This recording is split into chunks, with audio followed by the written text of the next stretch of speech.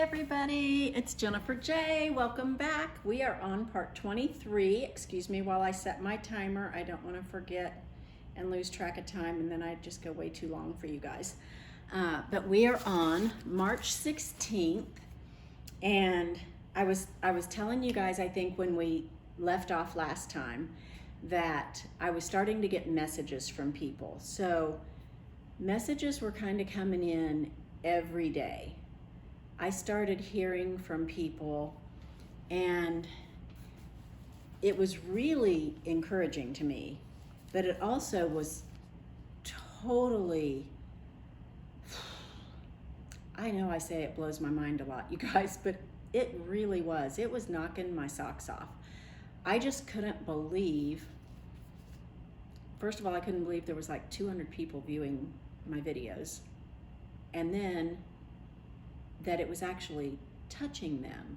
I had people telling me things like, you're speaking directly to me, and I feel like I know you better now than I knew you when you lived here, and I've cried with you and I've laughed with you. And so I feel like God's really using this, and of course he is, because he told me to do it, right? I just know myself, and I know I'm not techie, and I don't know anything except that he's told me to share my story, and so I'm sharing it. But every day I start receiving a message from someone, whether it's on my text because I know them personally, my email at work. I got one, it was really long. A lot of information in that one, which was really encouraging.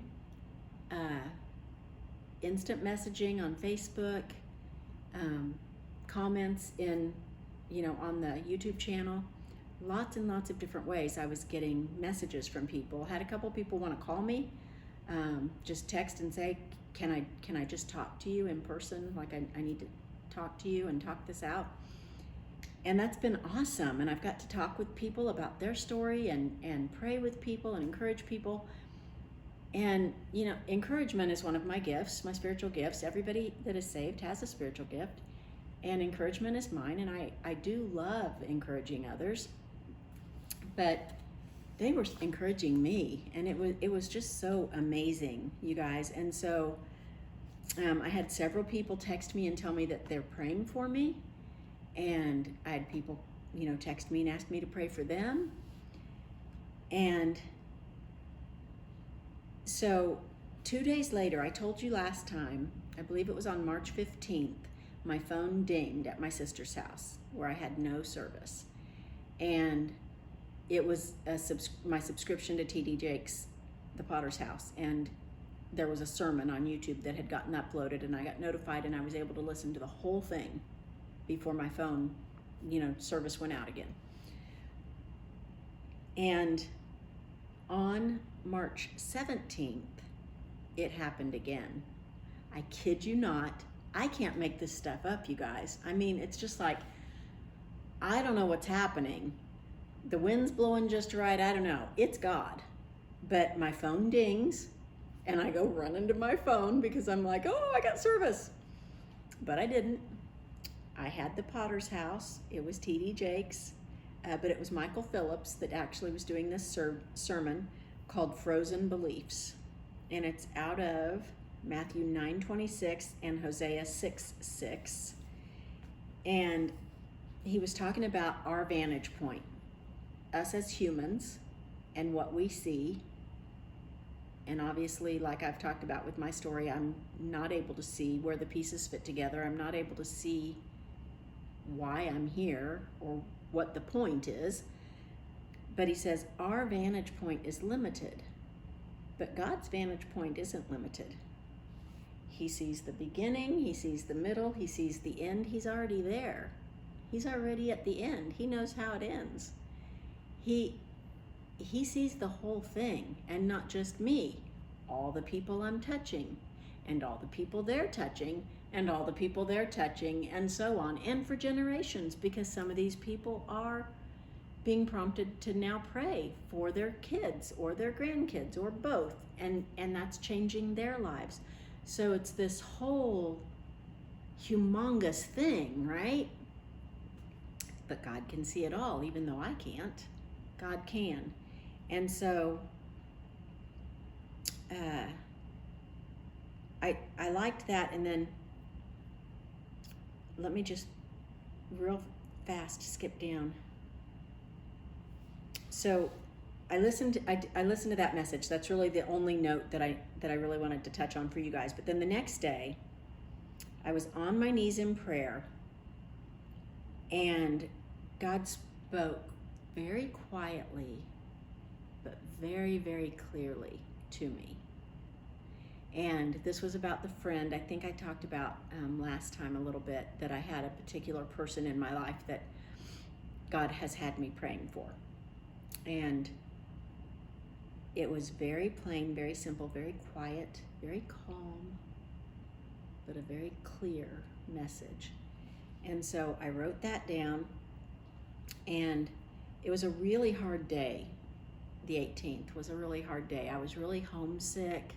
I was so lonesome, and hours, you guys, I don't know if you've ever done it, but a sabbatical that's quiet, that's no noise whatsoever except the noise in your own head,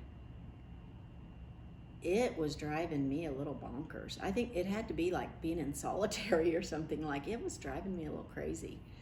And I was feeling really sick at my stomach. I don't want to leave, because I know before I came to Arizona in February, God had told me very clearly that March was going to be very, very difficult. He told me ahead of time, and he said it's going to be really hard.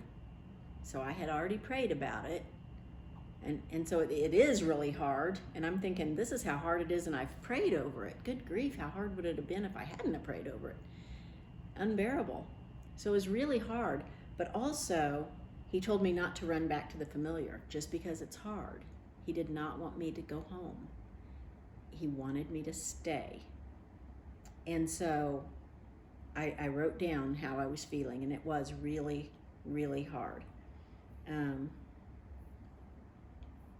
I feel like the disciples, when they went out into the deep, and Jesus fell asleep on the pillow, I think I talked about that last time too. He told them to go out to go to the other side. Let's go to the other side. And then he went down and went to sleep, and then they're out in the middle of the sea, and this big storm comes up, and they get scared. But Jesus didn't say, let's go out to the middle and then let's die in a storm. He said, let's go to the other side. And then he went down and went to sleep. He knew they were going to arrive there safely. They didn't, because from their vantage point, they're seeing all this storm around them, right?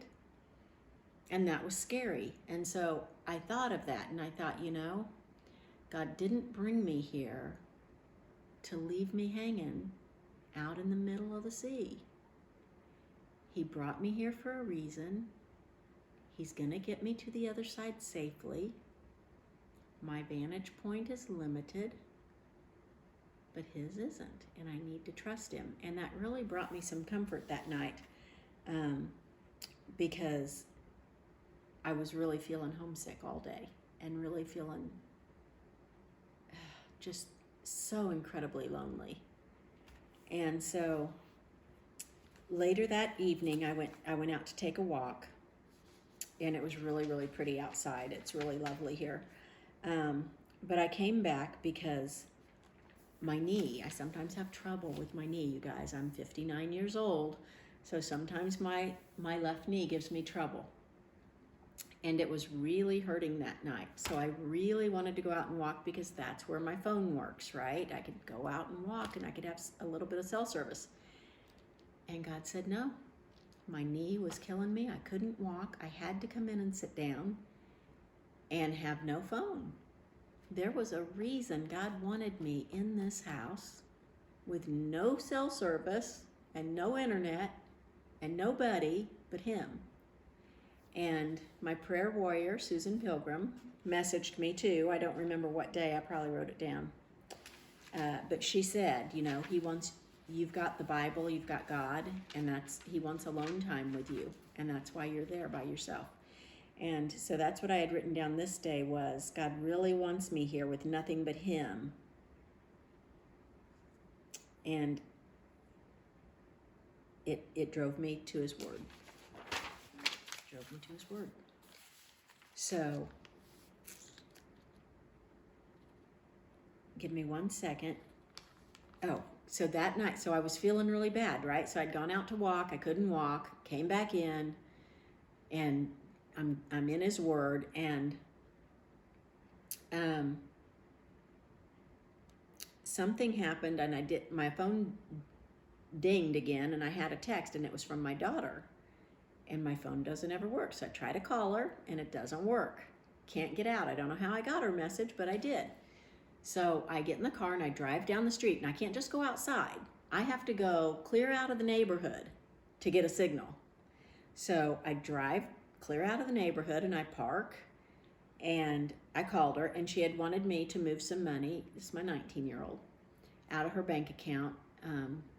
And I do that for her sometimes. I move the money around. So anyway, I moved the money, and wouldn't you know, right as I pull the car back into the garage, of course my phone doesn't work anymore, but on the radio in the car, the commission comes on. And of course I start bawling, because that's my song with God, and I know that he's saying he loves me, and he's here, and he has a purpose, and he has a plan, and he's not going to leave me, and all the things that song says, right? And my radio in the car only works when the car's running. If it works without the car running, I don't know how to do it. I've had other cars, and I can run the radio without the car running, but this particular car, I've only had it, I've had it for a year now.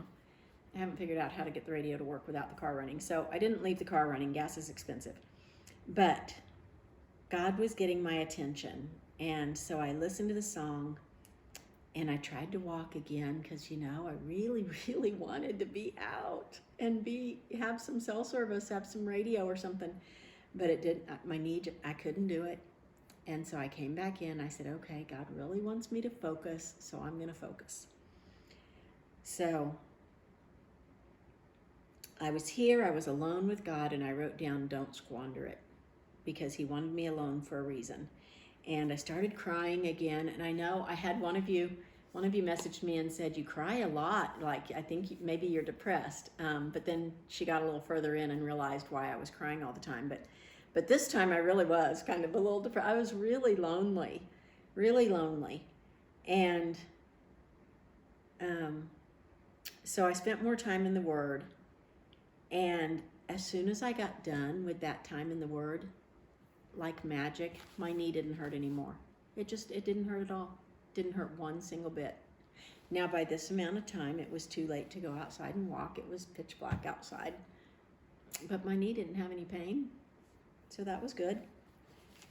So March 19th, I've just got a second left, so I'm just going to do March 19th, but it was my 2-week anniversary in Arizona.